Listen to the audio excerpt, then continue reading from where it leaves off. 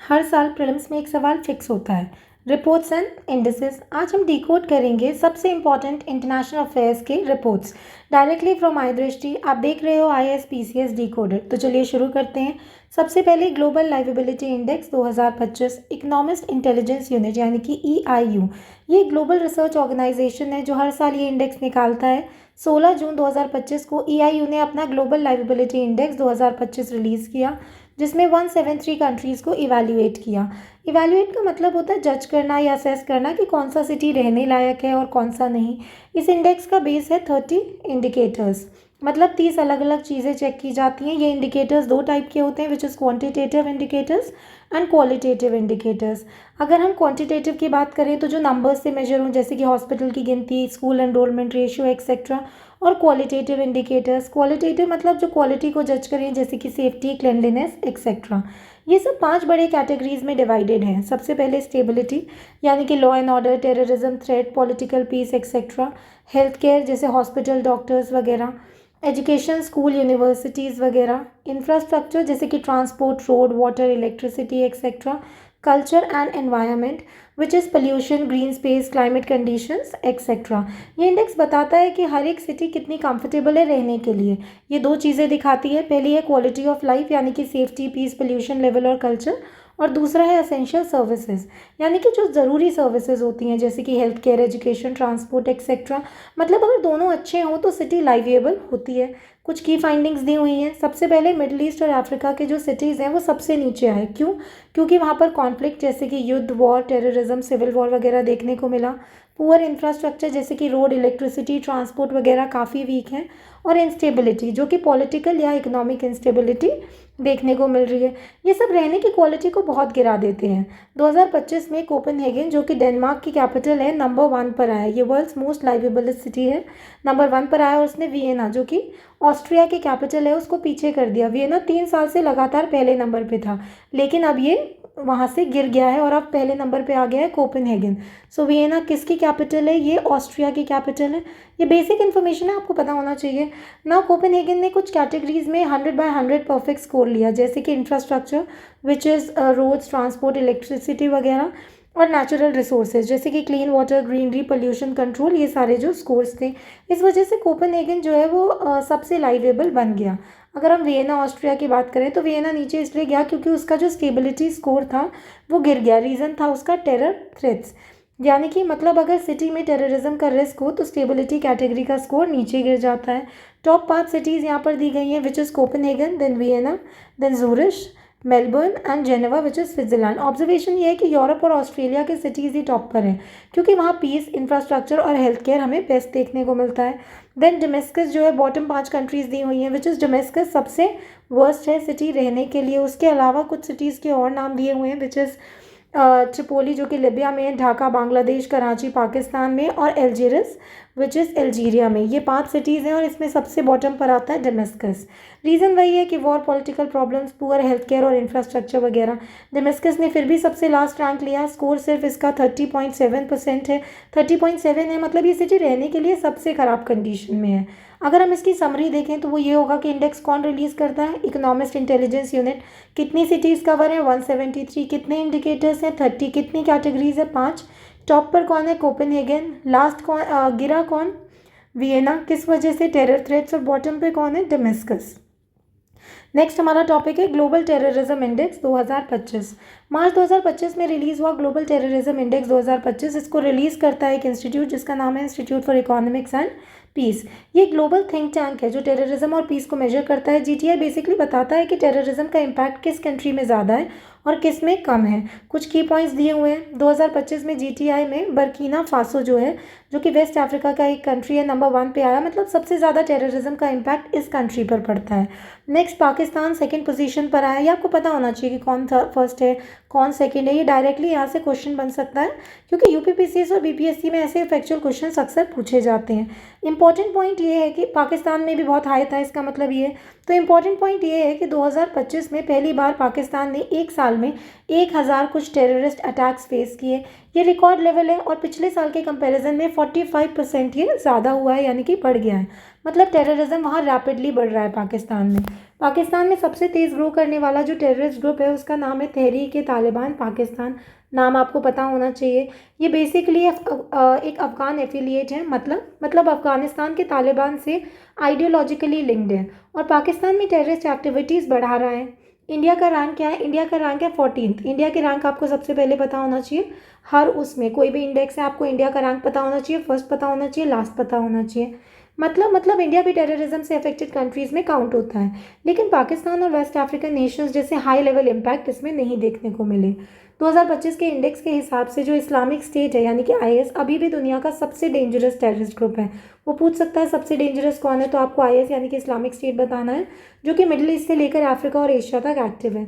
अब नेक्स्ट बात करते हैं साहिल रीजन की, जो कि वेस्ट अफ्रीका का एक एरिया है जो सहारा डेजर्ट के साउथ पार्ट में है, जिसमें बर्किनो फासो, माली, नाइजर जैसे कंट्रीज आते हैं। को बोला गया है कि टेररिज्म का ये न्यू हब बनता जा रहा है। तो कौन है न्यू हब? साहिल रीजन है। कौन कौन आता है उसमें हमने अभी देखा। तो मतलब आज के टाइम में टेररिज्म सबसे ज़्यादा यहीं पर स्प्रेड हो रहा है। कुछ टॉप अफेक्टेड कंट्रीज़ की लिस्ट यहाँ पर दी हुई है, which is Burkina Faso, Pakistan, Syria, Mali, Niger, Nigeria, Somalia, Israel, Afghanistan और कैमरून। ये कुछ कंट्रीज़ हैं यहाँ पे। तो मोस्टली अफ्रीका और मिडिल ईस्ट के कंट्रीज़ टॉप में है। इंडिया और इसराइल जैसे साउथ एशिया और वेस्ट एशिया के कंट्रीज़ भी अफेक्टेड देखने को मिले हैं। नेक्स्ट बात करता है ग्लोबल टेररिज्म इंडेक्स की।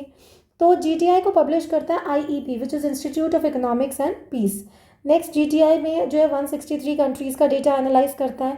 मतलब ऑलमोस्ट पूरी दुनिया का टेररिज्म का सर्वे हो रहा है। जीटीआई सिर्फ रैंकिंग नहीं देता है ये, बल्कि ये बताता है कि टेररिज्म के ट्रेंड्स और पैटर्न्स क्या हैं। दिस बिकम्स वेरी इंपॉर्टेंट कि सिर्फ क्वांटिटेटिव नहीं दे रहा है, ट्रेंड्स बता रहा है, जैसे कि कौन से ग्रुप फास्ट ग्रो कर रहे हैं, किस रीजन में प्रॉब्लम ज़्यादा है और किस साल में टेररिस्ट अटैक कैसे बढ़ गए, वगैरह वगैरह। नेक्स्ट हमारा टॉपिक आता है global peace index 2025। Global peace index ये एक ग्लोबल मेजर होता है जो कंट्री का कंपैरिजन करता है कि वो कितनी पीसफुल है दूसरी कंट्रीज़ के कंपैरिजन में। मतलब कौन से कंट्रीज़ में शांति ज़्यादा है और कौन से में कॉन्फ्लिक्ट और वायलेंस हमें ज़्यादा देखने को मिल रहा है, ये इवैल्यूएट कर रहा है।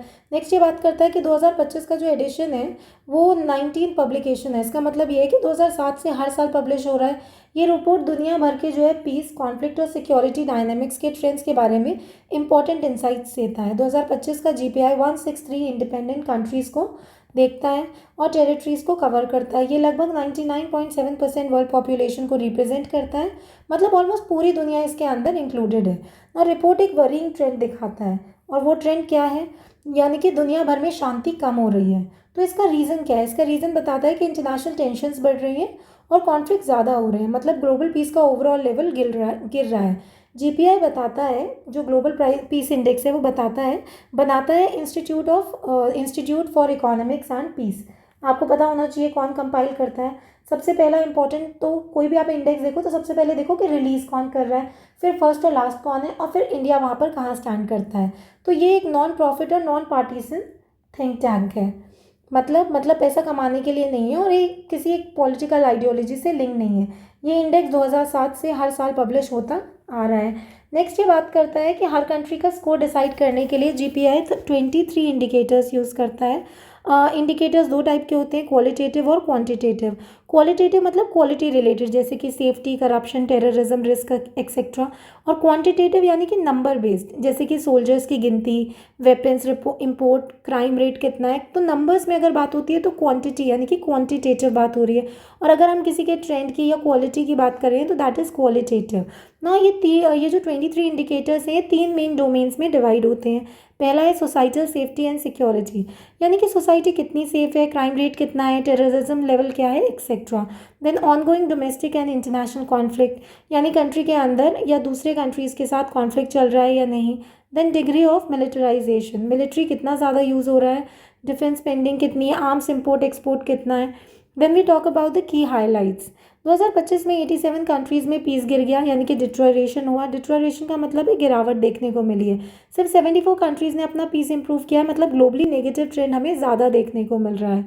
एवरेज की अगर हम बात करें तो ओवरऑल दुनिया का जो पीस लेवल है 0.36% गिर गया है 2025 में। ये छोटा लग सकता है पर ग्लोबल लेवल पे एक सिग्निफिकेंट गिरावट है। सिर्फ 2024 में लगभग 152,000 लोग कॉन्फ्लिक्ट की वजह से मर गए। ये दिखाता है कि वॉर और टेररिज्म की वजह से इंसानियत को कितना बड़ा लॉस हो रहा है। आइसलैंड 2008 से लगातार दुनिया का सबसे पीसफुल कंट्री बना हुआ है। मतलब वहाँ क्राइम, कॉन्फ्लिक्ट और मिलिट्राइजेशन सबसे लोएस्ट है। डायरेक्ट ये क्वेश्चन बन के आ सकता है आपके एग्जाम यूबीपीसीएस और बीपीएससी दोनों में कि ऐसी कौन सी कंट्री है जो मोस्ट पीसफुल कंट्री है। देन यहाँ पर एक इंडेक्स दिया है यानी कि टॉप 3 पीसफुल कंट्रीज़ कौन सी है। आइसलैंड हमने देखा, फिर आयरलैंड और न्यूजीलैंड। देन सबसे लास्ट जो रैंक आती है वो आती है हमारी रशिया की, विच इज़ 163rd। उसके बाद आता है हमारा Ukraine, which is 162। Reason clear है कि दोनों के बीच में ऑनगोइंग वॉर देखने को हमें मिला था। अब बॉटम 3 कंट्रीज़ हैं, 2 हम देख चुके हैं, विच इज़ रशिया, यूक्रेन और फिर सूडान। सूडान में सिविल वॉर और पॉलिटिकल इंस्टेबिलिटी चल रही है। इंडिया के रैंक की अगर हम बात करें तो इंडिया का रैंक है 115 out of 163 countries in the 2025 global peace index with score of 2.229। ये इसका इंडिया का स्कोर है। सो इंडिया का रैंक और हमने देखा तो थोड़ा सा इंप्रूव हुआ है पहले से, 116 से 115 आ गया, लेकिन बहुत ज़्यादा इंप्रूवमेंट देखने को नहीं मिला है। तो इंडिया का जो पीस लेवल है वो 0.58% इंप्रूव हुआ है। मतलब एक ग्रेजुअल पॉजिटिव ट्रेंड है, लेकिन अभी भी इंडिया पीसफुल कंट्रीज से काफ़ी पीछे है। इंडिया को अभी भी प्रॉब्लम्स फेस करनी पड़ रही हैं। कौन से एरियाज़ में? Internal and cross border tensions. Internal मतलब जैसे कि इंसर्जेंसी, पॉलिटिकल वायलेंस वगैरह। क्रॉस बॉर्डर जैसे कि पाकिस्तान या चाइना की वजह से। और हाई मिलिट्राइजेशन मतलब ज़्यादा डिफेंस एक्सपेंडिचर और मिलिट्री प्रेजेंस वगैरह देखने को मिल रहा है। इंडिया की रैंकिंग फिर भी अपने साउथ एशियन नेबर्स से बेटर है, क्योंकि बांग्लादेश की 123 है, पाकिस्तान की 144 और अफगानिस्तान की 158 सबसे ज़्यादा वायलेंट। मतलब रीजनल कॉन्टेक्स्ट में इंडिया कंपेरेटिवली बेटर परफॉर्म कर रहा है। नेक्स्ट हमारा टॉपिक है Hurun global rich list 2025। Hurun research institute ने 27 मार्च 2025 को Hurun global rich list 2025 release की। ये एक ऐसी लिस्ट है जो वर्ल्ड के बिलियनर्स को उनकी वेल्थ के बेसिस पर रैंक करती है। वेल्थ कैलकुलेशन 15 जनवरी 2025 के डेटा के बेस पर किया गया था। तो कौन रिलीज़ करता है इसको? Hurun research institute. I don't think so ये याद करना इतना ज़्यादा डिफिकल्ट होगा, क्योंकि इतना ऑब्वियस है तो शायद पेपर में ना आए, बट आप देख लो, याद करना इतना भी डिफिकल्ट नहीं है। तो नेक्स्ट हम इसके कुछ की हाइलाइट्स की बात कर लेते हैं। तो ये बात करता है कि इस साल के हुरून लिस्ट में 3442 बिलियनर्स रिकॉर्ड किए गए। मतलब दुनिया भर में अब तक का हाईएस्ट नंबर ऑफ बिलियनर्स हमें देखने को मिला है। नेक्स्ट ये क्या बात करता है? नेक्स्ट ये बात करता है कि पिछले साल के कंपैरिजन में 163 नए बिलियनर्स ऐड हुए हैं। मतलब बिलियनर्स की गिनती जो है वो लगातार बढ़ती जा रही है, इंप्रूवमेंट देखने को मिल रहा है। कंट्री वाइज बिलियनर काउंट में यूएस पहली बार 10 साल बाद टॉप पोजीशन पर आया है। कौन सबसे टॉप पर है? यूएस। उसके बाद चाइना सेकंड रैंक पर आता है और फिर इंडिया थर्ड रैंक पर आता है और अपनी पोजीशन को रिटेन करता है। इंडिया ने अपनी पोजीशन रिटेन करी और इंडिया थर्ड नंबर पर आ रहा है, which becomes very important. Now top 5 richest लोग सारे यूएसए के हैं। जितने भी अगर हम टॉप 5 लोगों की बात करें तो 5 के 5 हमारे यूएसए से आ रहे हैं। This is a very important trend या फैक्ट हम देख सकते हैं। Elon Musk, Jeff Bezos, Mark Zuckerberg, Larry Ellison, Warren Buffett. Then उसके बाद इंडिया में टोटल 284 बिलियनर्स हैं, जो पिछले साल से 13 ज़्यादा है। तो कितना इंप्रूवमेंट हुआ? 13। मतलब इंडिया का अल्ट्रा रिच क्लब और बड़ा हो गया है। इंडिया के सबसे rich Mukesh Ambani global list में अब 17th रैंक पर आते हैं। वो 17 पर आ रहे हैं, यानी कि अब वो टॉप 10 में नहीं आ रहे हैं। टॉप 10 में नहीं है, बट लेकिन अभी भी एशिया के रिचेस्ट पर्सन है। उनकी नेटवर्थ 8.6 लाख करोड़ यानी कि अप्रॉक्सीमेटली $100 बिलियन है। नेक्स्ट अंबानी के बाद इंडिया के दूसरे रिचेस्ट आते हैं गौतम अडानी, जो 18th रैंक पर हैं। उनकी नेटवर्थ है 8.4 लाख करोड़ यानी कि $97 बिलियन। उनकी फॉर्च्यून में 13% का राइज देखने को हमें मिला है। अगर हम टॉप 5 रिचेस्ट इंडियंस की बात करें तो उसमें आते हैं Ambanis, which is Mukesh Ambani and family, then Gautam Adani, Roshni, Dilip and Azim Premji and family. अब बात करें अगर हम रोशनी की, रोशनी जो कि HCL की चेयरपर्सन है, पहली इंडियन वेमेन बनी जो टॉप 100 हुरून ग्लोबल लिस्ट में आई। रोशनी का ग्लोबल रैंक है 36। उनकी नेटवर्थ है 3.5 लाख करोड़, रैंक है 36। रोशनी अब दुनिया की 5th रिचेस्ट वेमेन है। 5th richest women in the world अगर कोई पूछेगा तो आपको रोशनी का नाम पता होना चाहिए। इंडिया के टॉप 10 रिचेस्ट लिस्ट में पहली बार एक वेमेन एंटर हुई है और वो है रोशनी। रिपोर्ट के मुताबिक एवरेज बिलियनर वेल्थ में इंडिया ने चाइना को पीछे छोड़ दिया है। मतलब इंडिया के बिलियनर्स की पर पर्सन वेल्थ ज़्यादा हो गई है। ये दिखाता है कि वेल्थ कंसंट्रेशन इंडिया के अल्ट्रा रिच के बीच और तेज़ हो रहा है। नेक्स्ट अगर हम मुंबई की बात करें तो सिर्फ मुंबई में ही 2025 में 11 नए बिलियनर्स ऐड हुए, जिससे टोटल 90 हो गया है जो उसका अमाउंट है। फिर भी मुंबई अब एशिया का बिलियनर कैपिटल नहीं रहा। मतलब पहले मुंबई के पास हाईएस्ट बिलियनर काउंट था एशिया में, लेकिन अब वो चेंज हो गया। अब शंघाई ने मुंबई को बीट कर दिया है। किसने? शंघाई ने। और वो एशिया का नया बिलियनर कैपिटल बन गया है। डायरेक्ट क्वेश्चन बन सकता है कि एशिया का जो बिलियनर कैपिटल है वो कौन है? पहले मुंबई था लेकिन अब शंघाई बन गया है। नेक्स्ट हमारा आता है global risk report 2025। The world economic forum यानी कि WEF एक ग्लोबल प्लेटफॉर्म है जहां वर्ल्ड लीडर्स, गवर्नमेंट्स, बिजनेसेस और civil society global problems discuss करते हैं। इसने 15 जनवरी 2025 को ग्लोबल रिस्क रिपोर्ट रिलीज़ किया। ये एक एनुअल रिपोर्ट है। एनुअल रिपोर्ट का मतलब होता है कि ये हर साल आता है और बताता है कि कौन से ग्लोबल रिस्क सबसे ज़्यादा इंपॉर्टेंट हैं। नेक्स्ट ये बता रहा है कि जो पॉइंट्स आगे दिए गए हैं वो सोर्स से एग्जैक्टली लिए गए हैं। तो कुछ की फाइंडिंग्स देखते हैं हम इसकी। तो जो रिपोर्ट है वर्ल्ड इकोनॉमिक फोरम WEF ये कह रहा है कि इंडिया के टॉप 5 रिस्क ये हैं। पहला रिस्क क्या है हमारा? वाटर सप्लाई शॉर्टेजेस, यानी कि मतलब पानी की कमी हो रही है, ground water depletion, river stress etcetera. Then misinformation, यानी कि गलत इन्फॉर्मेशन को बिना बुरी नीयत के फैलाया जा रहा है। और डिस इन्फॉर्मेशन, यानी कि जानबूझकर आप जो है फॉल्स या गलत नैरेटिव फैला रहे हो। देन उसका है इरोजन ऑफ ह्यूमन राइट्स और सिविक फ्रीडम्स, यानी कि स्पीच, असेंबली, प्रिवेसी जैसे जो फंडामेंटल राइट्स हैं वो कमज़ोर पड़ रहे हैं। देन पोल्यूशन, एयर, वाटर और सॉइल सभी तरह का। एंड लास्टली लेबर और टैलेंट शॉर्टेजेस, यानी कि स्किल्ड वर्कफोर्स की कमी या मिसमैच हो रहा है। मतलब जॉब्स अवेलेबल हैं पर स्किल्ड कैंडिडेट्स नहीं मिलते, विच इफेक्ट्स आर ग्रोथ, मैन्युफैक्चरिंग और the service sector. Next global level पे शॉर्ट टर्म कुछ रिस्क बता रहा है। शॉर्ट टर्म यानी कि नेक्स्ट 2 साल के लिए वो कुछ रिस्क बता रहा है। तो पहला वही है मिस इन्फॉर्मेशन और डिसइन्फॉर्मेशन, अभी देखा हमने क्या होता है। देन एक्सट्रीम वेदर इवेंट्स जैसे कि heat wave, flood, cyclones, intense rainfall, ये सारी जो है काफ़ी सारी प्रॉब्लम्स हैं जो वेदर इवेंट्स में आ रही हैं। Then state based armed conflict, यानी कि कंट्रीज़ के बीच है state versus state level organise military conflict. सिर्फ नॉन स्टेट एक्टर्स नहीं, स्टेट एक्टर्स भी इसमें देखने को मिल रहे हैं। लॉन्ग टर्म सबसे ज़्यादा एग्जिस्टेंशियल रिस्क हमें देखने को मिल रहे हैं, यानी कि नेक्स्ट 10 सालों की हम बात कर रहे हैं। सबसे पहले आता है हमारा एक्सट्रीम वेदर इवेंट्स, अभी हमने देखा रेनफॉल वगैरह जैसे कि। Then biodiversity loss and ecosystem collapse, मतलब स्पीशीज़ एक्सटिंक्ट होना या फॉरेस्ट या कोरल रीफ्स का टूटना। जब इकोसिस्टम कोलैप्स करेगा तो एग्रीकल्चर, फिशरीज, क्लाइमेट रेगुलेशन सब फेल हो जाता है। Then critical changes to the earth system, मतलब ग्लोबल सिस्टम जैसे कि climate, ocean circulation, monsoon pattern में इरिवर्सिबल चेंजेस, ये प्लानिटरी बाउंड्रीज एक्सीड करने वाली बात हो जाती है। नेक्स्ट ये बात करता है जियो पॉलिटिकल ब्रिजेस की। पहली बात तो ये होता क्या है इसका मतलब, यानी कि रीजन्स या कंट्रीज जो कि वेस्ट और ईस्ट के बीच में कनेक्टर का रोल प्ले करते हैं। यहाँ WEF कह रहा है कि जो इंडिया और गल्फ कंट्रीज़ हैं वो मल्टीलेटरल ऑल्टरनेटिव्स बन रहे हैं, मतलब वो प्लेटफॉर्म प्रोवाइड कर सकते हैं जहाँ US चाइना राइवलरी को मैनेज करने के लिए डायलॉग, ट्रेड और कोऑपरेशन हो। मल्टीलेटरल यहाँ पर एक वर्ड दिया हुआ है, मतलब मल्टीपल कंट्रीज़ मिलकर डिसीजन लेते हैं। देन नेक्स्ट ये बात करता है हमारा to reduce the tensions and promote cooperation, यानी कि टेंशंस कम हो और कोऑपरेशन कंट्रीज़ के बीच में बढ़े। नेक्स्ट हमारा टॉपिक आ जाता है EIU डेमोक्रेसी इंडेक्स 2024। EIU हमने अभी देखा, इकोनॉमिस्ट इंटेलिजेंस यूनिट, यानी कि EIU ये क्या है? ये एक रिसर्च आर्म है। इसने फरवरी 2025 में डेमोक्रेसी इंडेक्स को पब्लिश किया। हमेशा कोई भी इंडेक्स आए तो आपको पता होना चाहिए कि इसको कौन रिलीज़ करता है। तो ये भी एनुअल स्नैपशॉट जैसा है, पॉलिटिक्स और गवर्नेंस की ये हेल्थ बताता है। इंडेक्स में 165 इंडिपेंडेंट स्टेट्स हैं और 2 टेरिटरीज इसके अंडर कवर करता है। मतलब अप्रॉक्सीमेटली ग्लोबल पॉपुलेशन का ऑलमोस्ट फुल कवरेज देखने को मिल रहा है। स्नैपशॉट का मतलब है कि 1 साल की पिक्चर, ओवरऑल कैसा चल रहा था डेमोक्रेसी। माइक्रो स्टेट्स भी यहाँ पर लिखा हुआ है। माइक्रो स्टेट का मतलब होता है कि बहुत छोटे देश जो यूजुअली एक्सक्लूड कर देते हैं। सो स्नैपशॉट का मतलब क्या है? स्नैपशॉट का मतलब है 1 ईयर, आपको पता होना चाहिए, बेसिक सी बात है। नेक्स्ट ये बात करता है कि EIU कंट्रीज़ को 0 to 10 के स्केल पर हम लोग स्कोर करते हैं। 0 का मतलब होता है लोएस्ट और 10 का मतलब होता है हाईएस्ट।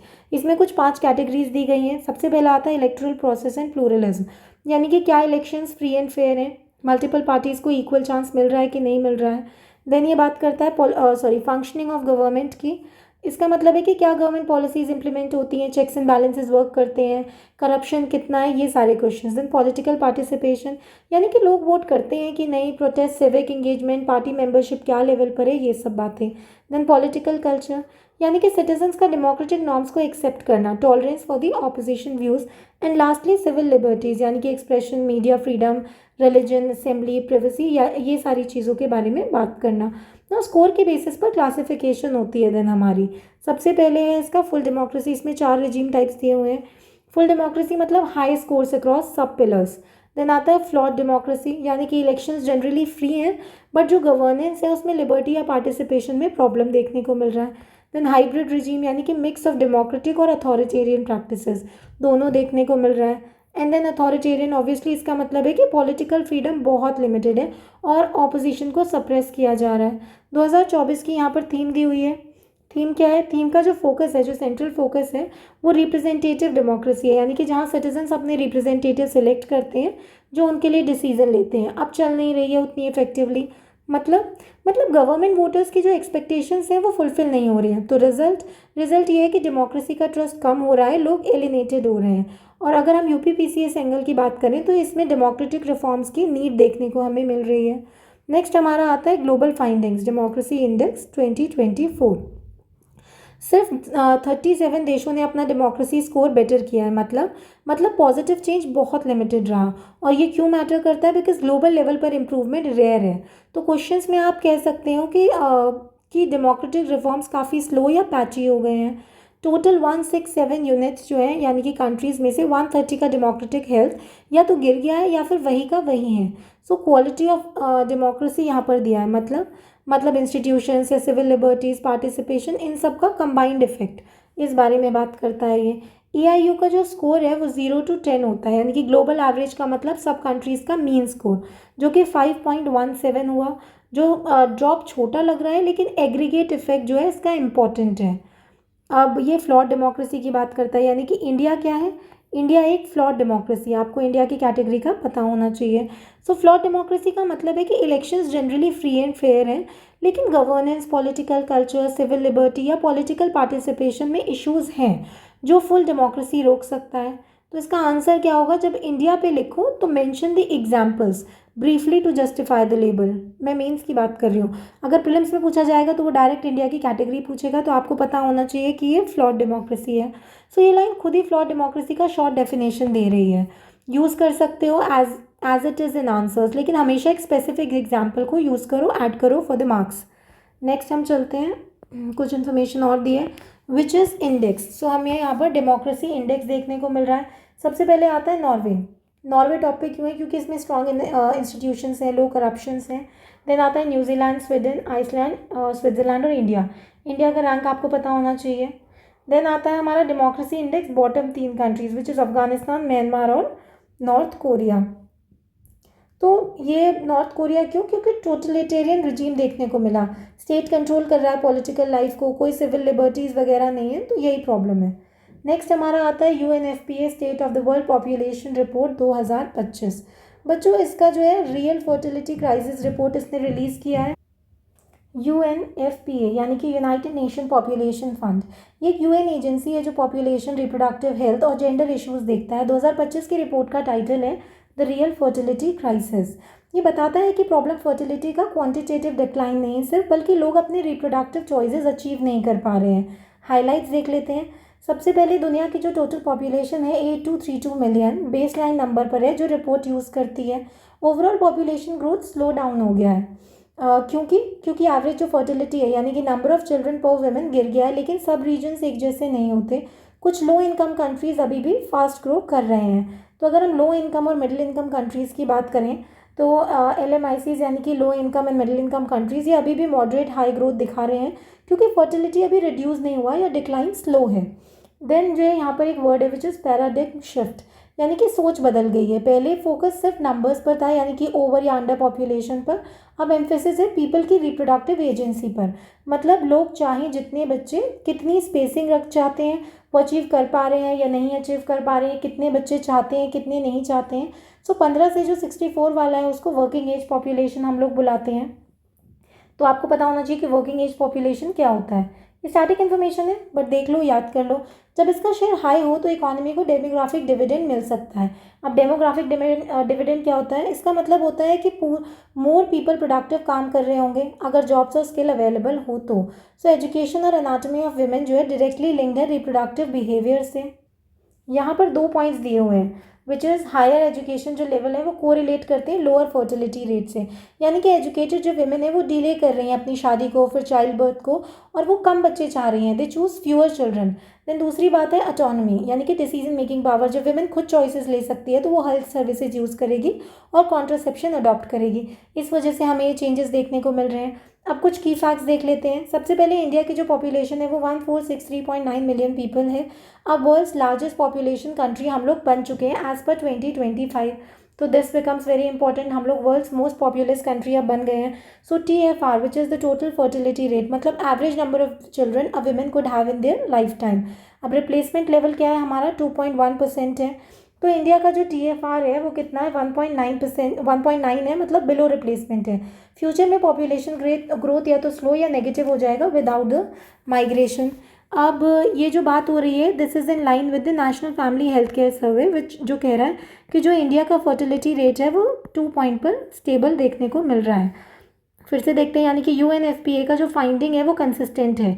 ये NFHS से यानी कि नेशनल हाउस होल्ड सर्वे से अलाइंड है। इसमें 2.0 रिपोर्ट किया गया है, यानी कि स्मॉल डिक्लाइन है, विच इज़ 1.9 था पहले, अब 2 हो गया है, तो ये काफ़ी स्मॉल है। देन ये बात करता है 68% की, 68% इन 15 to 64 ईयर्स, यानी कि स्ट्रॉन्ग वर्किंग एज शेयर है, अपॉर्चुनिटी है ग्रोथ की। सिर्फ 7% जो है ओल्डर है 65 से, जिसका मतलब है जो एजिंग प्रेशर है वो करंटली अभी तो लो ही है। नेक्स्ट ये बात करता है लाइफ एक्सपेक्टेंसी की, जो कि 71 है मेल्स में और 74 है फीमेल्स में। नेक्स्ट हमारा आता है कि इंडिया को जो क्लासिफाई किया गया है in the group of middle income countries. Population जो है डबल हो गया middle income as per the world bank. कौन हमें बताता है कि हम मिडिल इनकम है कि कौन सी है? वर्ल्ड बैंक बताता है। तो मतलब अगर जो पॉपुलेशन है वो डबल टाइम हो गया है 79 ईयर्स में, मतलब अगर करंट ग्रोथ रेट कंटिन्यू हुआ तो पॉपुलेशन डबल होने में 79 साल लगेंगे। लॉन्गर डबलिंग टाइम यानी कि स्लोअर ग्रोथ। नेक्स्ट ये बात करता है real fertility crisis in India की। तो सबसे पहले इसमें बात हो रही है अनइंटेंडेड प्रेगनेंसीज़ की। अनइंटेंडेड प्रेगनेंसीज मतलब pregnancies that were not planned, जिन्हें प्लान नहीं किया गया है, ये 30% है, सॉरी 36% है। देन 30% क्या है? अनफुलफिल्ड डिज़ायर फॉर चिल्ड्रन, यानी कि couples wanted children but could not have it, वो बच्चे चाहते हैं बट वो कर नहीं पा रहे हैं। वो इंडिकेट करता है फर्टिलिटी प्रॉब्लम्स को एंड बैरियर्स टू रिप्रोडक्शन, यानी कि इनफर्टिलिटी हो रही है, हेल्थ केयर गैप वगैरह हो रहा है। देन 23% एक्सपीरियंस्ड बोथ, यानी कि वो दोनों चीज़ों को एक्सपीरियंस कर रहे हैं, जो कि मिसमैच दिखाता है। देन नेक्स्ट उसमें बात हो रही है डिनायल ऑफ रिप्रोडक्टिव चॉइस की, यानी कि people are either unable to limit their birth when they want to or are unable to have birth when they want. ठीक है, तो पॉलिसी को फोकस करना चाहिए ऑटोनॉमी पे, इनफर्टिलिटी केयर पे, और सिर्फ पॉपुलेशन काउंट पे बात नहीं करनी चाहिए। नेक्स्ट ये बात करता है फैमिली प्रेशर की, यानी कि फैमिली प्रेशर अभी भी डोमिनेट कर रहा है वुमेन की रिप्रोडक्टिव डिसीजंस को, स्पेशली उनके इन लॉज और एल्डर्स की वजह से। नेक्स्ट देखते हैं हम लोग, नेक्स्ट है हमारा global gender report 2025। So world economic forum ने 11 जून 2025 को ग्लोबल जेंडर रिपोर्ट 2025 रिलीज़ किया। एक एक लाइन देखते हैं अब इसकी। सो सबसे पहले इसको रिलीज़ कौन करता है? Which is world economic forum. आपको पता होनी चाहिए कौन सी रिपोर्ट किसने पब्लिश करी है। तो ये इंडेक्स 2006 से चल रहा है। ये एक लॉन्गिट्यूडनल है, यानी कि सालों का इसमें डेटा मिलता है, इसलिए ट्रेंड एनालिसिस इसमें पॉसिबल है। ये जो रिपोर्ट है ये टोटल 148 इकोनॉमीज़ को कवर करता है ब्रॉड ग्लोबल सैम्पल पर। जब रैंक देखो हमेशा टोटल इकोनॉमीज़ 148 आप याद रखो, ठीक है, दिस बिकम्स वेरी इंपॉर्टेंट। ना जेंडर पैरिटी की ये बात कर रहा है। जेंडर पैरिटी मतलब मेन वर्सेस वुमेन के दरमियान इक्वालिटी। रिपोर्ट 4 अलग डायमेंशंस में पैरिटी चेक करती है एक कंबाइंड स्कोर निकालने के लिए। सबसे पहले ये बात करती है इकोनॉमिक पार्टिसिपेशन एंड अपॉर्चुनिटी की। ये देखता है कि वुमेन की jobs, wages, leadership positions, entrepreneurship versus men. Next ये बात करता है एजुकेशनल अटेनमेंट की। एजुकेशनल अटेनमेंट मतलब schooling, literacy, higher education, equal access for boys and girls. So education parity basic enabler है। नेक्स्ट आता है इसका हेल्थ एंड सर्वाइवल, मतलब life expectancy, sex ratio, health access etcetera. Now survival term female mortality, sex selective practices से भी linked है। Lastly आता है पॉलिटिकल एम्पावरमेंट, यानी कि वुमेन की representation in parliament, ministers, head of states, political power share वगैरह। रिपोर्ट कहता है कि यही इंडिया का जो वीकेस्ट पिलर बन जाता है। इसको हम आगे देखेंगे। तो इंडिया के लिए वीकेस्ट क्या है हमारा? Political empowerment. नाउ 0 to 1 का स्कोर होता है, जो 1 is the full parity and 0 is the maximum gap.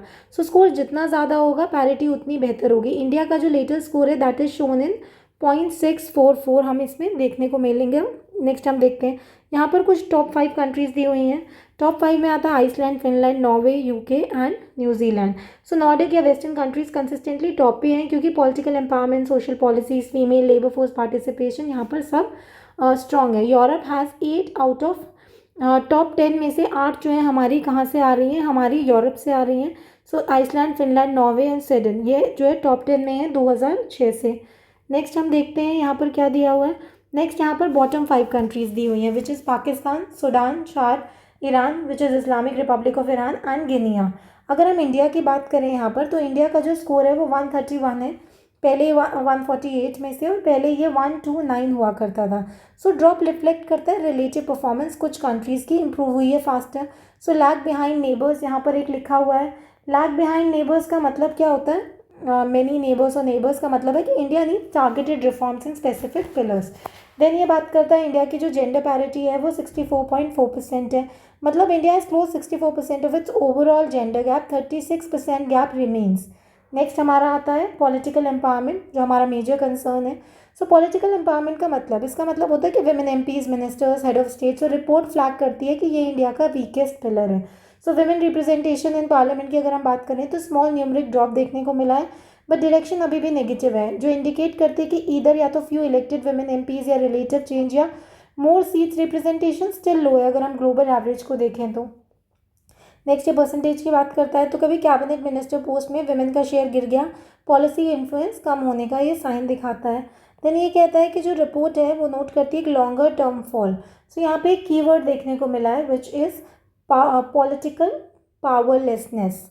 एक की मैसेज है यहाँ पर, क्या, पॉलिटिकल पावरलेसनेस, जो कि इंडिया का रीज़न है कि हमारा स्कोर काफ़ी ज़्यादा लो है।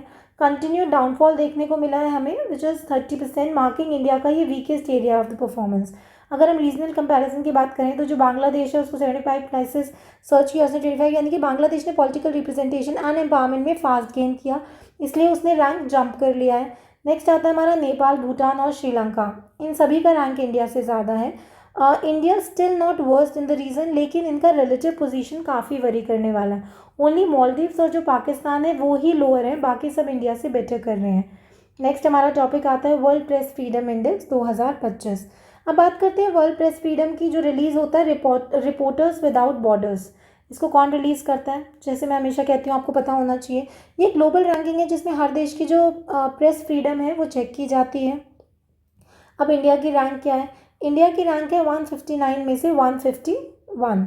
आइए थोड़ा इंप्रूवमेंट हुआ है, लेकिन याद रखो स्टिल हम लोग बॉटम 30 कंट्रीज़ में अभी भी हैं। इंडेक्स की कैटेगरीज होती हैं गुड, सेटिस्फैक्ट्री, प्रॉब्लमेटिक, डिफ़िकल्ट और वेरी सीरियस। इंडिया अभी भी वेरी सीरियस कैटेगरी में है, तो आपको इंडिया की कैटेगरी पता होनी चाहिए, मतलब प्रेस फ्रीडम के मेजर इश्यूज अभी भी सॉल्व नहीं हुए। नॉर्वे कंसिस्टेंटली टॉप पे है क्योंकि वहाँ फ्री प्रेस, इंडिपेंडेंट जर्नलिज्म और सेफ्टी स्ट्रॉन्ग है।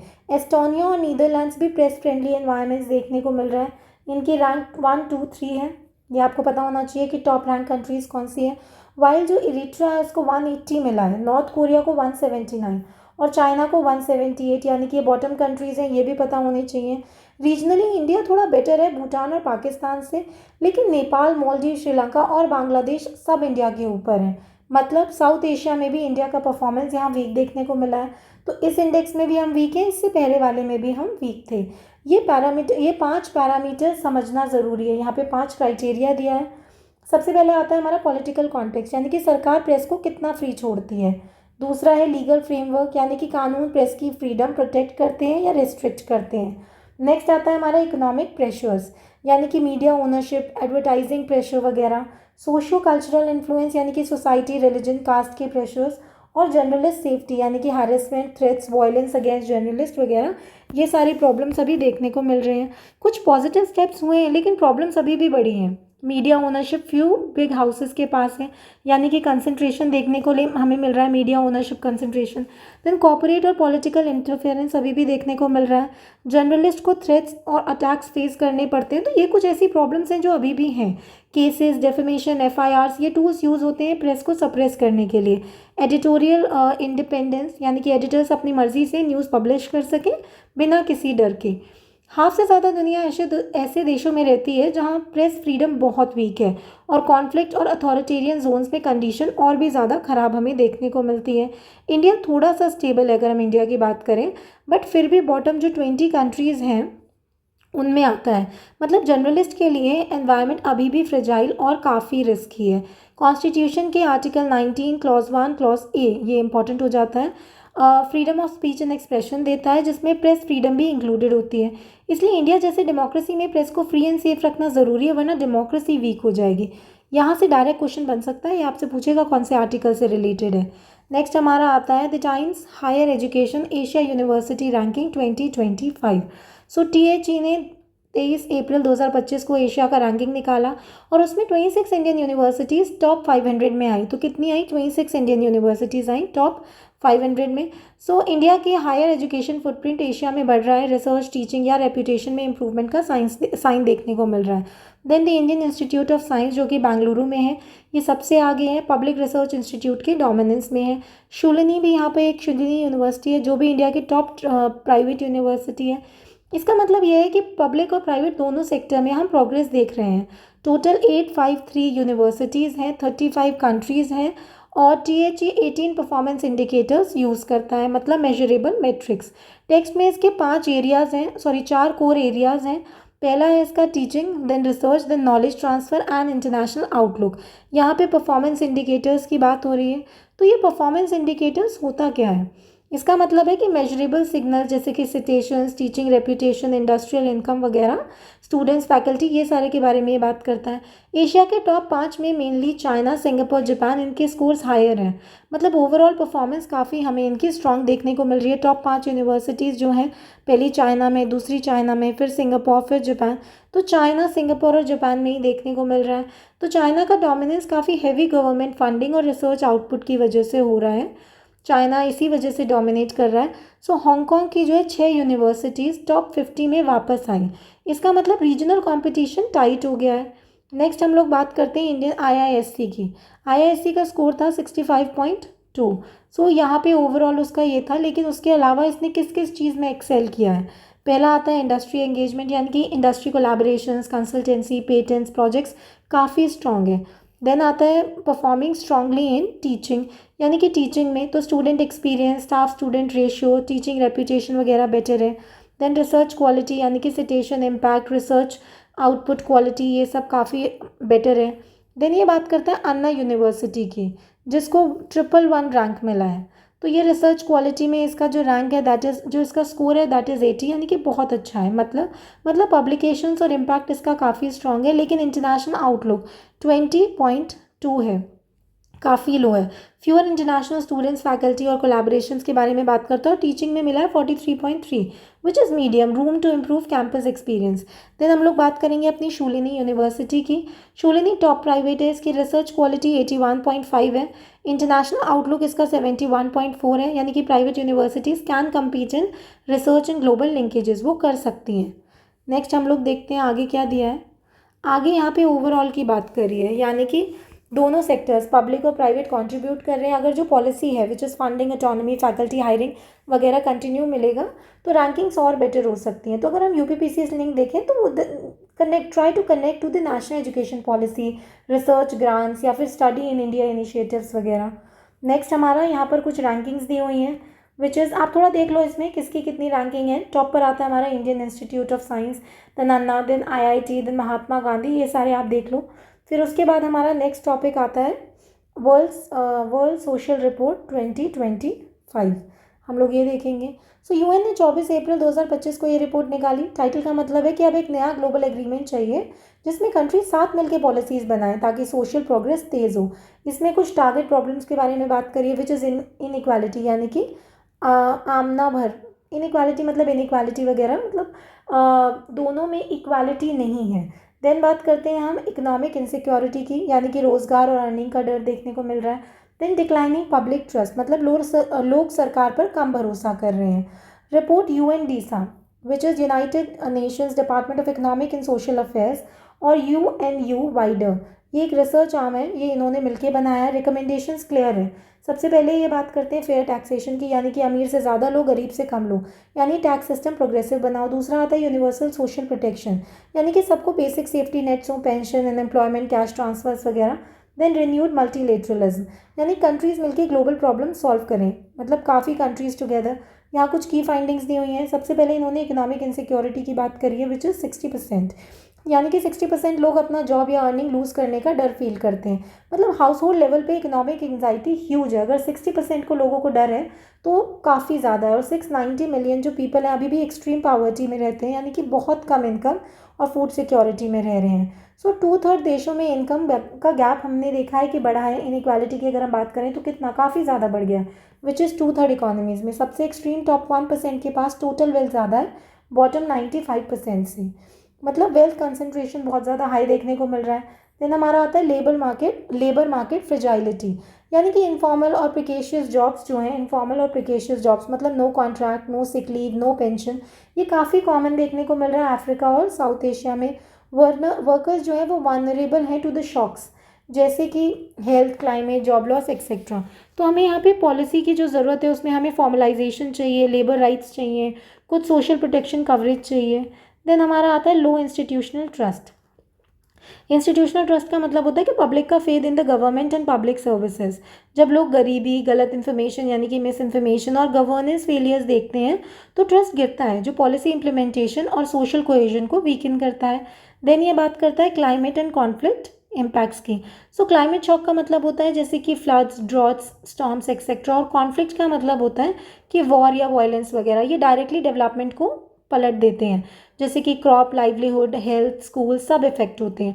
1 in 5 versus 1 in 7 show scale of the problem. So ये जो 1 in 5 दिया, 1 in 5 और 1 in 7 दिया, ये स्केल दिखा रहा है प्रॉब्लम का। That is link to migration, humanitarian needs etcetera. कुछ पॉजिटिव ट्रेंड्स भी हमें यहाँ पर देखने को मिले हैं, which is long term progress भी हुआ है। पावर्टी रिडक्शन सक्सेस सिंस 1995, जो डेवलपमेंट पॉलिसी का पॉजिटिव एविडेंस है। Use as balance points in answers, ये आप मीन्स में भी यूज़ कर सकते हो, सिर्फ प्रीलिम्स में ही नहीं। देन आता है हमारा कि एजुकेशन, हेल्थ यानी कि लाइफ एक्सपेक्टेंसी एंड जो एसेंशियल सर्विसेज हैं जैसे कि वाटर, इलेक्ट्रिसिटी वगैरह में इंप्रूवमेंट्स आई है। ह्यूमन इंडिकेटर्स बेसिकली बेटर हुए हैं। देन हम बात करते हैं कि कुछ टारगेटेड पॉलिसीज़ में इंक्लूजन गैप्स कम हुए हैं, जैसे कि ethnic, rural, urban, poor versus rich कम हुआ है। For example targeted cash transfer दिए गए, लोकल डेवलपमेंट स्कीम्स आई है। गवर्नमेंट काफ़ी इसमें काम करने की कोशिश कर रही है, बट ऑब्वियसली क्योंकि इतने लंबे स्केल की और इतने लार्ज स्केल की बात होती है तो समय लग जाता है। देन हम बात करेंगे कुछ स्ट्रक्चरल चैलेंजेस और पॉलिसी गैप्स की। तो बहुत देशों में सोशल सेफ्टी नेट्स अधूरे हैं, tax system unfair, public health education under funded, और ये सब इनइक्वालिटी और इनसिक्योरिटी को बढ़ाते हैं। नेक्स्ट ये बात कर रहा है कि ऑनलाइन फॉल्स इन्फॉर्मेशन और political polarisation. So what is polarisation? So वही सोसाइटी जो है डिवाइडेड है, ट्रस्ट कम है, कलेक्टिव एक्शन मुश्किल है। तो सोशल कोहेजन को क्या करना है कि सोशल कोहेजन मतलब लोगों का एक दूसरे पे जो भरोसा है और जो शेयर्ड नॉर्म्स हैं, जब टूटेगा तो पब्लिक पॉलिसी इंप्लीमेंट करना काफ़ी मुश्किल हो जाएगा। यंग पीपल अगर इंस्टीट्यूशंस पे ट्रस्ट नहीं करते तो फ्यूचर सिविक एंगेजमेंट कम होगी।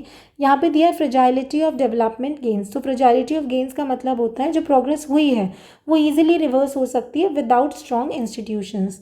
Then it also talks about call to action. So new social contract की ये बात करता है। न्यू सोशल कॉन्ट्रैक्ट मतलब सिटीजन्स प्लस स्टेट के बीच में नई एग्रीमेंट जिसमें इक्वालिटी और सॉलिडारिटी हो, मतलब fair sharing of resources, protect the vulnerables. Then strong public institution यानी कि केपेबल गवर्नमेंट, ट्रांसपेरेंट डिलीवरी वगैरह, और ग्लोबल कोऑपरेशन, कंट्रीज साथ मिलकर क्लाइमेट, इनइक्वालिटी, माइग्रेशन जैसे लिंक्ड प्रॉब्लम सॉल्व करें। इंटरकनेक्टेड मतलब policies can not be Sillod, अकेली नहीं होती हैं पॉलिसीज़, इकोनॉमी, सोशल, एनवायरनमेंट को एक साथ हैंडल करना होगा। सो अगर हम समेशन इसका देखें तो शॉर्ट समरी ये होगी कि प्रोग्रेस एग्जिस्ट कर रही है, पावर्टी कम हुई है, लिटरेसी बढ़ी है, बट सिस्टमैटिक जो रिफॉर्म्स हैं जैसे कि tax, social protection, public services, multilateralism ना करें तो इनइक्वालिटी और इनसिक्योरिटी ग्लोबल स्टेबिलिटी को ख़राब कर देंगे।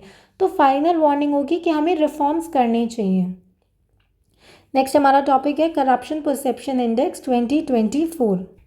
करप्शन परसेप्शन इंडेक्स यानी कि सीपीआई। सीपीआई एक ग्लोबल रैंकिंग है जो कि ट्रांसपेरेंसी इंटरनेशनल बनाता है। कौन बनाता है? Transparency international. This becomes very important, direct question बनेगा इससे।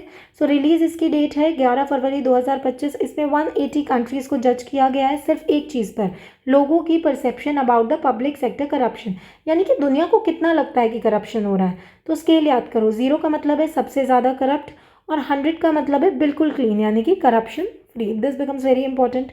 आपसे पूछ लेगा 0 का मतलब क्या है, 100 का मतलब क्या है। तो ग्लोबली एवरेज की अगर हम बात करें तो जो है स्कोर सिर्फ 43 है, काफ़ी लो है। और दो तिहाई कंट्रीज़ यानी कि 2/3 कंट्रीज़ की स्कोर 50 से नीचे। ये दिखाता है कि दुनिया भर में करप्शन एक बड़ा गवर्नेंस इशू है। अब अगर हम इंडिया की परफॉर्मेंस की बात करें तो इंडिया का रैंक 2023 में 93 था, अब वो गिर गया है और हमारा स्कोर 96 हो गया है। तो हमारा स्कोर गिरा है यहाँ पर। इंडिया मालदीव्स के साथ टाई करता है, मतलब इंडिया के एंटी करप्शन इफेक्ट्स जो है स्टेगनेंट है, कोई मेजर प्रोग्रेस यहाँ देखने को नहीं मिल रहा है।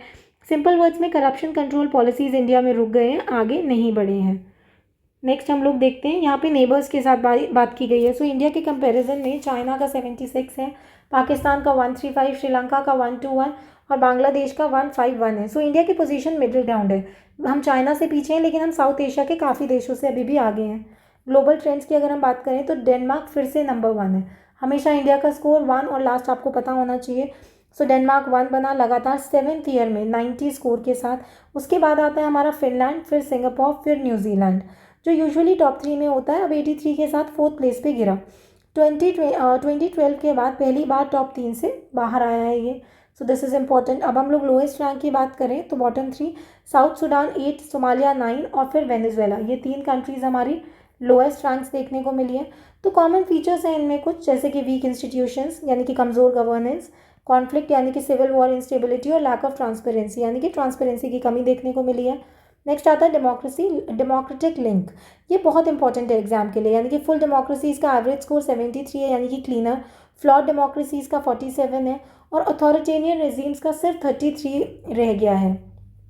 सो क्लियर है कि जितनी स्ट्रांग डेमोक्रेसी होती है उतनी इफेक्टिव उसकी एंटी करप्शन होती है। लॉन्ग टर्म शिफ्ट्स की बात कर लेते हैं, विच इज़ सिंस 2012। कुछ कंट्रीज़ ने लास्ट 12 सालों में पॉजिटिव परफॉर्मेंस दिखाया है, जैसे कि मोल्डोवा, कुवैत, उरुग्वे। ये कुछ कंट्रीज़ हैं जिन्होंने पॉजिटिव दिखाया है, यानी कि इम्प्रूवर्स हैं, आपको पता होना चाहिए। And who are the decliners, ये भी पता होना चाहिए। लेकिन 47 कंट्रीज़ ऐसी हैं जो नीचे गई हैं, जिसमें सिर्फ अथॉरिटेरियन नहीं बल्कि कुछ डेमोक्रेसीज़ भी हैं, जैसे कि यूएस, न्यूजीलैंड और कुछ अथॉरिटेरियन स्टेट्स जैसे कि रशिया और एस्वातिनी। अब हमारा नेक्स्ट टॉपिक है द वर्ल्ड हैप्पीनेस रिपोर्ट 2025। बच्चों, वर्ल्ड हैप्पीनेस रिपोर्ट 2025 मार्च में आया। इसको wellbeing research centre, university of Oxford ने पब्लिश किया। अगेन आई वुड से कि किसने पब्लिश किया, दिस बिकम्स वेरी इंपॉर्टेंट, पता होना चाहिए। इसने पब्लिश किया। रिपोर्ट का जो मेन आउटकम है, फिनलैंड फिर से नंबर 1 पे आया। तो हैप्पीएस्ट कंट्री कौन है? फिनलैंड, 8th कॉन्जिक्यूटिव टर्म के लिए, यानी कि 8वीं बार लगातार ही आया। हैप्पीएस्ट यहाँ मतलब लाइफ सेटिस्फैक्शन सर्वे स्कोर पे सबसे ऊपर, यानी कि लोग अपनी ज़िंदगी कितनी खुश मंजर समझते हैं, कितने वो खुश हैं। सो रिपोर्ट बनाने में गैलप क्या है? एक ग्लोबल पोलिंग एजेंसी है और UN sustainable development solution network जो एक इंडिपेंडेंट एडिटोरियल बोर्ड जुड़ते हैं, मतलब डेटा सर्वे, पॉलिसी एक्सपर्टीज, पीयर रिव्यू दोनों मिलाकर एनालिसिस होता है। अब रैंकिंग 6 इंडिकेटर्स पे बनती है। छोटा सा मतलब ये है कि जीडीपी पर कैपिटा, यानी कि एक आदमी का average income, economic wellbeing indicator, then social support, यानी कि जब आपको क्राइसिस में फैमिली, फ्रेंड्स या कम्युनिटी से मदद मिलने का भरोसा हो, देन हेल्दी लाइफ एक्सपेक्टेंसी, कितने साल तक लोग सेहतमंद रहकर जी सकते हैं, not just life length. Freedom मतलब लोगों का अपनी लाइफ चॉइसेस चुनने का परसीव्ड फ्रीडम। जनरोसिटी यानी कि डोनेशंस या हेल्पिंग बिहेवियर, लोग कितना डोनेट या हेल्प करते हैं। देन परसेप्शंस ऑफ करप्शन, यानी कि लोगों का sense of how corrupt public institutions are. ये इंडिकेटर सब्जेक्टिव सर्वेस और ऑब्जेक्टिव डेटा दोनों से कैलकुलेट होते हैं। कुछ ग्लोबल फाइंडिंग्स की बात कर लेते हैं। फिर से जो नॉर्डिक कंट्रीज़ हैं वो टॉप पे देखने को मिली हैं। Welfare state, strong social support, high trust और पब्लिक सर्विस उनकी स्ट्रेंथ है। तो एग्जाम एंगल्स के लिए फिर से इंपॉर्टेंट है। टॉप 4 स्पॉट किसके हैं? फिनलैंड, डेनमार्क, आइसलैंड और स्वीडन। दिस इज़ इंपॉर्टेंट, आपको पता होना चाहिए। देन ये बात करता है जो है लैटिन अमेरिका से कोस्टा रिका और मेक्सिको पहली बार टॉप 10 में आए। तो जब कोई पहली बार टॉप 10 में आया तो इंपॉर्टेंट हो जाता है। ये दिखाता है कि वेलबींग सिर्फ रिच कंट्रीज़ का मोनोपोली नहीं है। सो ये थोड़ा सरप्राइजिंग लाइन आ जाता है। नेक्स्ट, विच इज़ कि इसराइल 8th आया। कौन? इसराइल, जो थोड़ा सरप्राइजिंग लग रहा है। मतलब कॉन्फ्लिक्ट होने के बावजूद लोगों की लाइफ सेटिस्फैक्शन जो है कुछ इंडिकेटर्स में स्ट्रॉन्ग है, जैसे कि सोशल सपोर्ट, जीडीपी वगैरह। इससे दिखाता है कि कॉन्फ्लिक्ट के बावजूद भी कुछ स्ट्रक्चरल पॉजिटिव्स हो सकते हैं। देन वेस्टर्न डिक्लाइन की बात करता है, वेस्ट में भी डिक्लाइन नोट हुआ। यूएस 24 पे आया, यूके 23rd पे आया। सो सोशल आइसोलेशन वगैरह इसके रीज़न है। सोशल आइसोलेशन मतलब लोग डिस्कनेक्टेड हो रहे हैं। एग्जाम्पल, यूएस में 20 सालों में 53% ज़्यादा लोग अकेला रहना चाहते हैं, खाना खाने लगे हैं। सोशल हैबिट्स बदलने का मेट्रिक देखा गया है। नेक्स्ट ये बात करता है लीस्ट हैप्पी कौन है। बॉटम कंट्रीज़ में अफगानिस्तान सबसे नीचे आता है, बिकॉज उसका रीज़न है वॉर, कॉन्फ्लिक्ट, इकोनॉमिक कोलैप्स और इनसिक्योरिटी लाइफ सेटिस्फैक्शन को बहुत नीचे गिरा देता है। सियारा लियोने और लेबनान भी इंस्टेबिलिटी की वजह से काफ़ी लो रैंकिंग पर आया है देखने के लिए। देन हम लोग बात करेंगे इंडिया के परफॉर्मेंस की। इंडिया का जो है, इंडिया ने अच्छा जंप किया है। इंडिया ने 126 से 118 यानी कि 8 प्लेसेस का हमें जंप देखने को मिला है, और हमारा स्कोर भी बेटर हो गया है। मतलब लोगों की एवरेज लाइफ सेटिस्फैक्शन थोड़ी बेटर हुई। उसे numbers, use these numbers precisely in your answers. आप इसको मेंस आंसर राइटिंग में यूज़ कर सकते हो। कैटेगरी वाइज रैंकिंग की अगर हम बात करें तो इंडिया वॉलंटियरिंग में टॉप 10 में आया है। मतलब लोग कम्युनिटी वर्क या वॉलंट्री हेल्प ज़्यादा करते हैं। 57 डोनेशंस में आया है। 74 हेल्पिंग अ स्ट्रेंजर, यानी कि डे टू डे में लाइफ में आप कितना हेल्प करते हो। And then wallet return rank, मतलब ये क्वर्की बट टेलिंग मैट्रिक्स। अगर आपका वॉलेट खो जाए, किस परसेंटेज से स्ट्रेंजर वापस करेंगे। सो इंडिया का रैंक नेबर्स के केस में काफ़ी बेटर देखने को मिला है। सो ऑल्दो इंडिया इंप्रूव हुआ है, लेकिन कुछ नेबर कंट्रीज़ जैसे कि नेपाल, पाकिस्तान, यूक्रेन और state of Palestine rank better. ये दिखाता है कि regional variation and that improvement is relative and not absolute. Next हमारा टॉपिक है ग्लोबल हंगर इंडेक्स। जीएचआई एक एनुअल रिपोर्ट है जो हंगर और मैल न्यूट्रिशन को ग्लोबली मेजर करता है। अक्टूबर 2024 को के रिपोर्ट में इंडिया का हंगर प्रॉब्लम फिर एक सीरियस लेवल पर हाईलाइट हुआ है। क्या लेवल है हमारा? हमारा लेवल अभी भी सीरियस देखने को मिल रहा है। तो अब अगर हम थीम की बात करें तो हर साल एक थीम होती है। 2024 का थीम है जेंडर जस्टिस और क्लाइमेट रेजिलियंस। मतलब अगर वुमेन को इक्वल राइट्स और रिसोर्सेज मिलें तो वो फार्मिंग, फूड सिक्योरिटी और क्लाइमेट अडेप्टेशन में बड़ा रोल प्ले कर सकती है।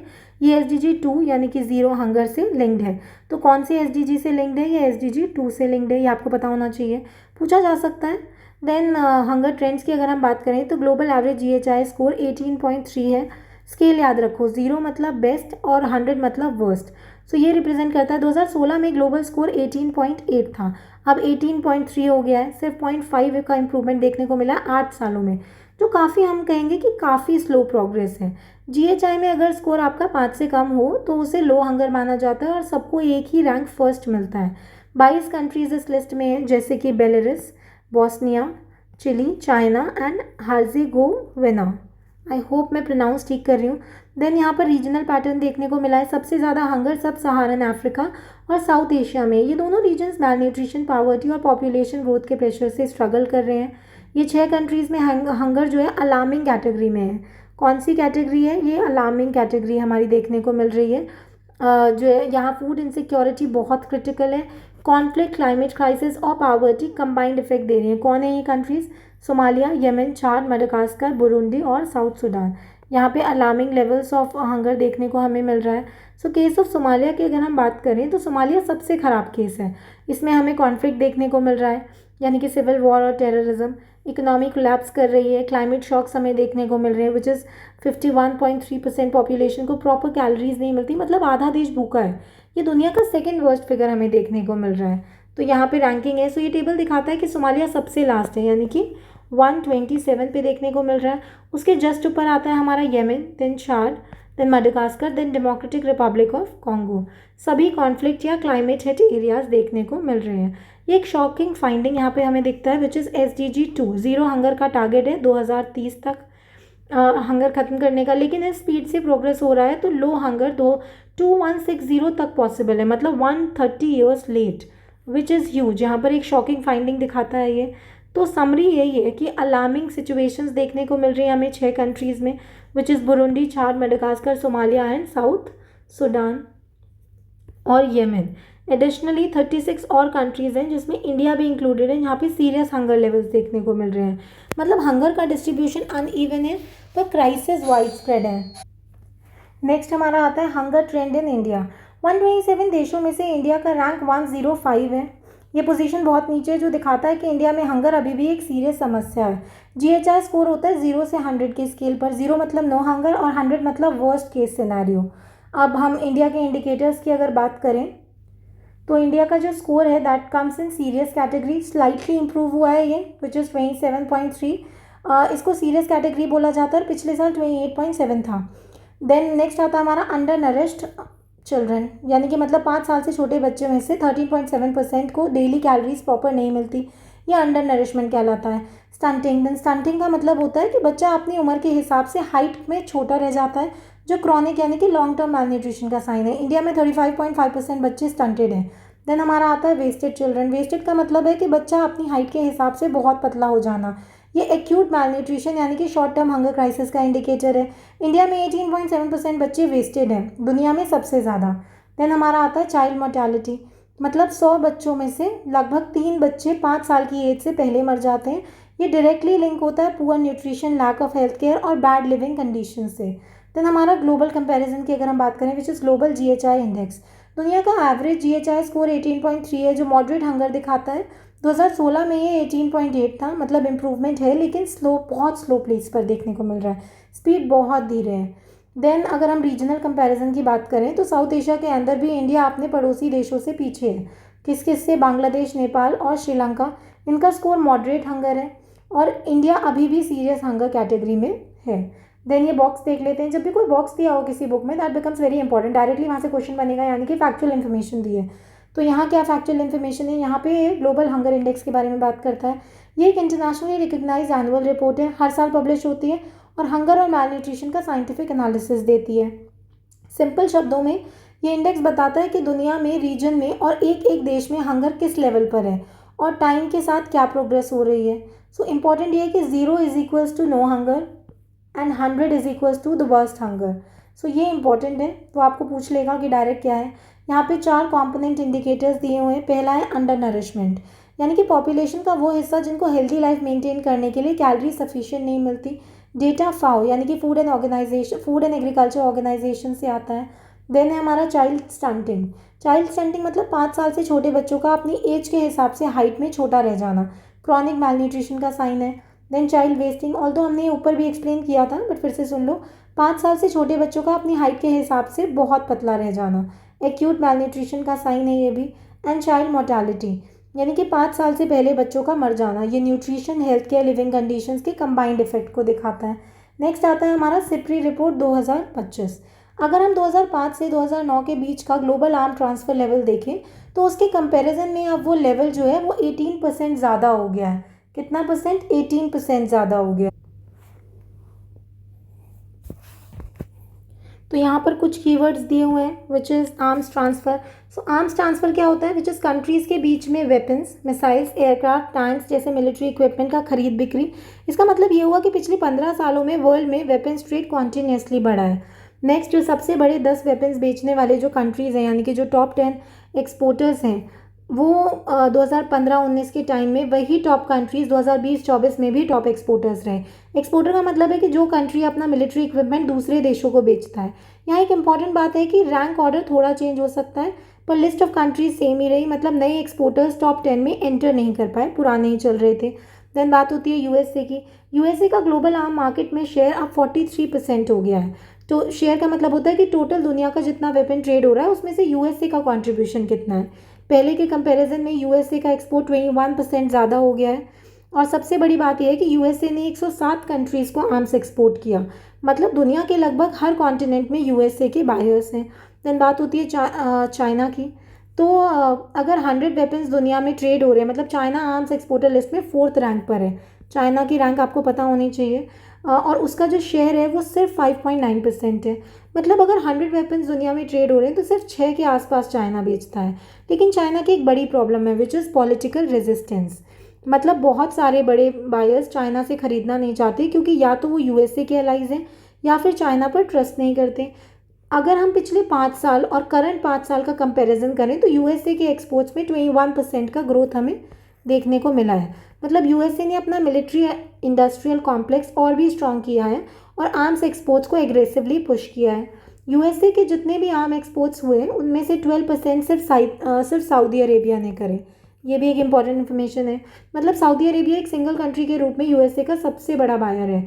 यहाँ एक एग्जाम वर्दी बात यह है कि मिडिल ईस्ट के कॉन्फ्लिक्ट्स और जियो पॉलिटिक्स की वजह से Saudi Arabia heavily arms import करता है और इस डिपेंडेंसी का मैक्सिमम फ़ायदा यूएस से उठाता है। अब देखते हैं कि कौन कौन सबसे बड़े आर्म एक्सपोर्टर्स और इम्पोर्टर्स रहे और इसका जियो पॉलिटिक्स पर क्या मतलब है। सबसे पहले आया हमारा यूएस का शेयर मार्केट 43% है, जैसे हमने देखा। मतलब दुनिया में जो वेपन्स ट्रेड हुआ उसका 43% यूएसए से आया।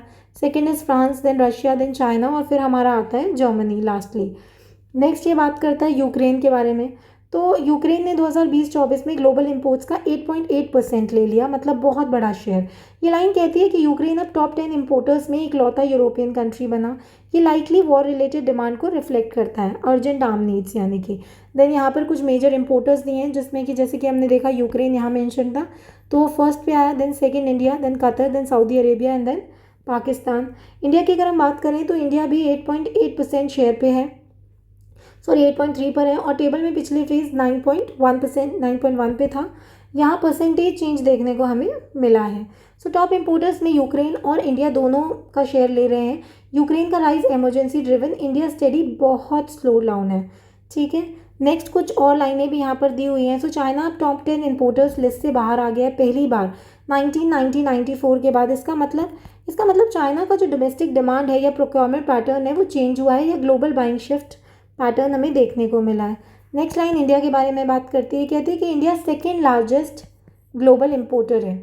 तो this becomes very important, India का आपको पता होना चाहिए। लेकिन जो इंपोर्ट्स हैं दे फेल बाय 9.3%।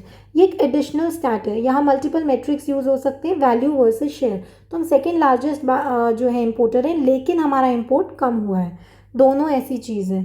ठीक है, नेक्स्ट ये बात करता है इंडिया की रिलायंस के बारे में। सो इंडिया पहले अपने डिफेंस इंपोर्ट्स का मेजर हिस्सा जो है वो रशिया से लेता था। 2010 और 14 में 72% हमें देखने को मिला है। ये डिपेंडेंसी घटी यानी कि कम हुई और अब 36% पर आ गई है। मतलब इंडिया ने सप्लायर्स डाइवर्सिफाई किए, इंपॉर्टेंट फॉर आवर एग्जाम्स, और आप इसे मेंस प्रीलिम्स और मेंस दोनों में यूज़ कर सकते हैं। फिर बात होती है पाकिस्तान की। पाकिस्तान ने अपना इंपोर्ट वॉल्यूम लार्ज स्केल बढ़ाया। टेबल ऑल्सो शोज दैट ये रीजनल आर्म डायनेमिक्स को तेज़ करता है।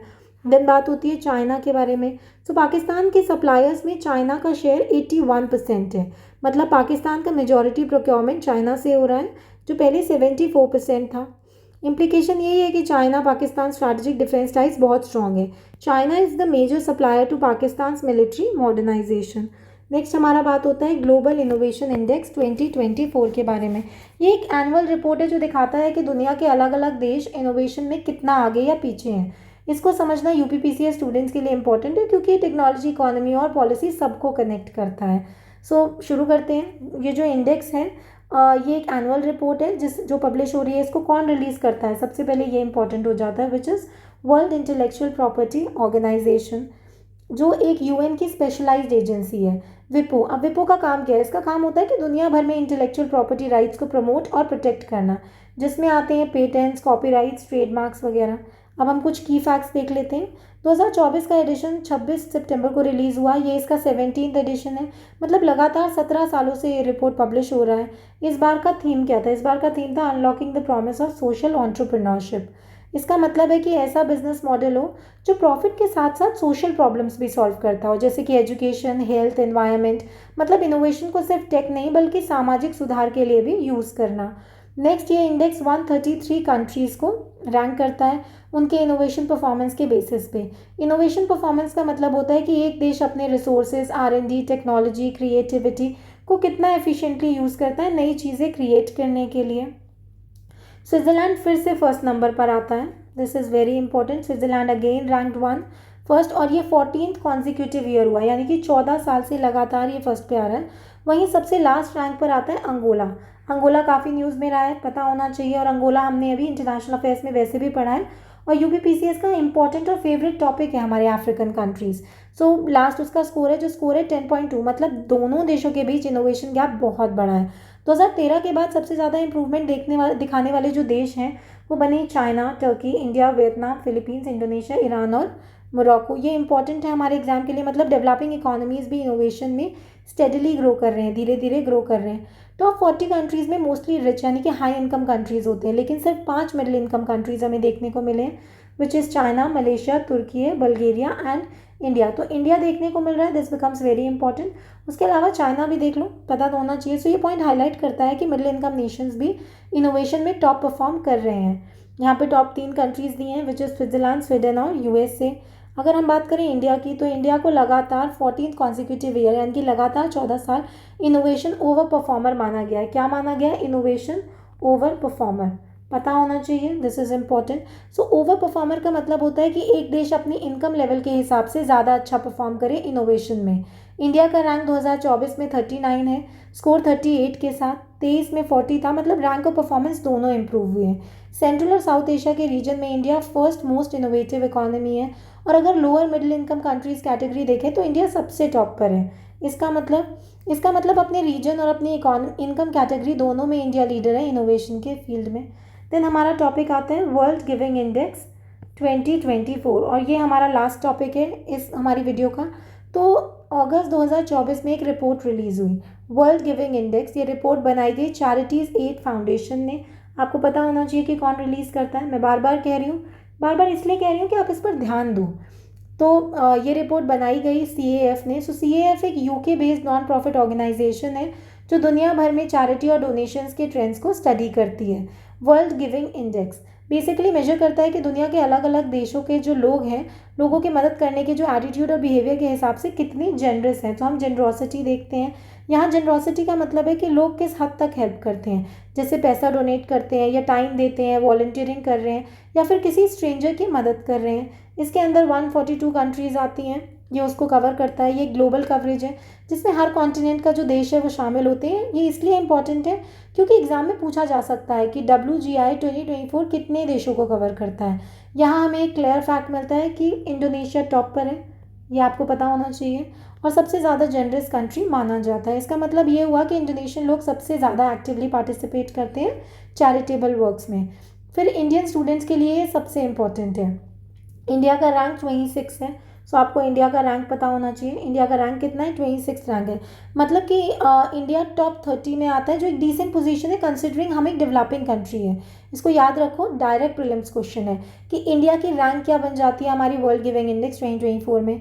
मतलब कि जनरॉसिटी के केस में ये कंट्री सबसे नीचे है। कौन कौन? Which is Poland, Japan, Cambodia and Lithuania.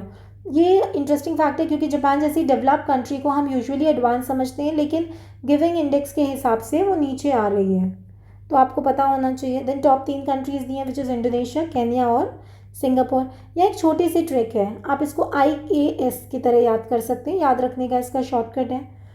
तो इस तरीके से आपके इंटरनेशनल अफेयर्स के रिपोर्ट्स और इंडिसेस फिनिश होते हैं। अब रिपोर्ट्स और इंडिसेस आपके लिए मुश्किल नहीं रहेंगे। रेगुलर रिवाइज करो आई दृष्टि के साथ और जुड़े रहिए ISPCS डिकोडेड से। Decode syllabus crack exam until the exam study hard and ISPCS decoded is with you at every step of your examinations. Thank you, bye bye and study hard.